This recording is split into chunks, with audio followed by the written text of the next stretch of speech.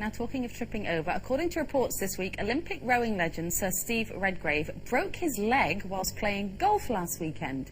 Apparently he fell over after running down a slippery grass bank. However, being the macho man he is, he then got in the car and drove himself for 90 minutes so he could go and watch last week's Champions League final without realising the severity of the situation. He said, I looked at it and it seemed all right, so I just jumped in the car.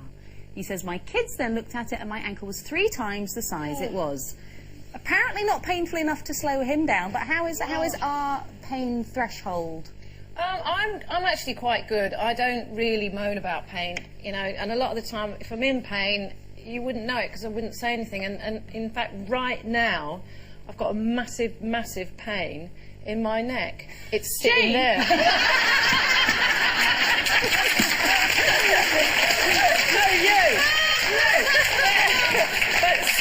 No, Jane's not pain. You are. No, but seriously, you know, do you quite remember? Brave, actually, with your toe. When I broke my toe, remember last year, I really did smash it. It was smashed to smithereens. I saw the X-ray, and it was really, really badly broken. And I remember it was the night of the TV Quick Awards, and I turned up there. Yeah, I already had my shoes on, my high heels, and I sat down and I nearly cried with pain. I didn't even scream. I just went.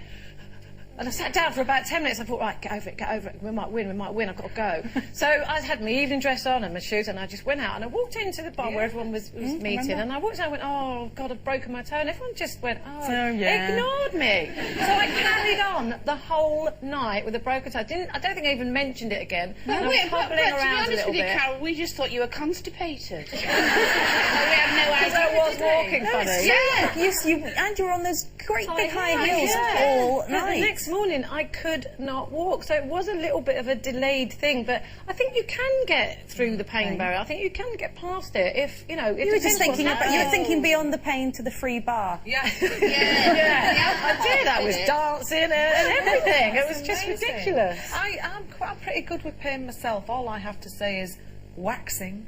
Ooh. That is pretty painful. But once you get used to it, it's a pain barrier that you reach. It's a bit like childbirth, but a bit. Tell you what, I'd rather give birth than have a bikini wax again. No, I would. I swear to you. I swear I couldn't. You're having a laugh. So all these women that say childbirth is the most painful, no, it's not as bad as a bikini wax. Are you mad? Just think about the nature is the baby wants to come out, the baby should come out, the baby needs to come out. Your hair doesn't want to go anywhere. It sees the wax and it's going. I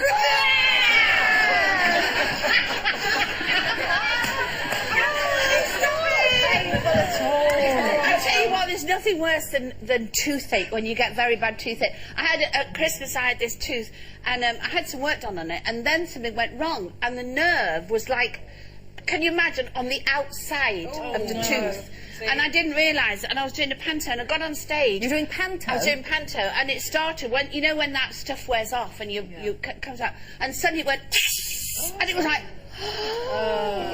I couldn't breathe, and then it went like childbirth. It went like that, and then it came back, and I couldn't see, I couldn't breathe.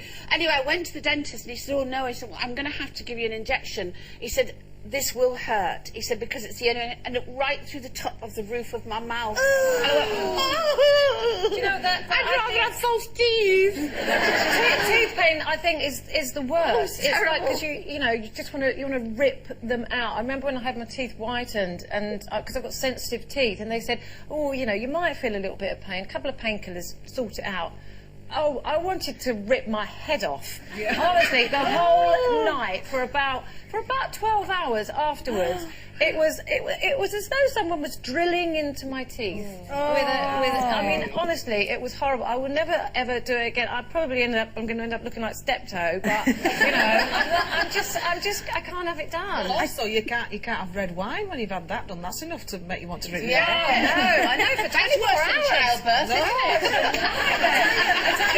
hours. People who can't lie about pain are kids, and you can tell with your children. You know, they fall over all the time, don't they? You know, with your Ollie. So they're always falling over, you know, crying 9 times a day, but you can tell what's serious and what's not. Because if they fall over and immediately cry, you can get them over it quite quickly. If they fall over and there's silence while they're going, Because it's taking no breath away, you're thinking, oh, God. Oh, here it comes. That's what I do. I hear the thud, and then if there's silence, I'm like, oh, up the stairs, because then they just let rip. I'll tell you what I did once is I left my thumb in the door, in the car door, went bang. And my thumb was in the car door.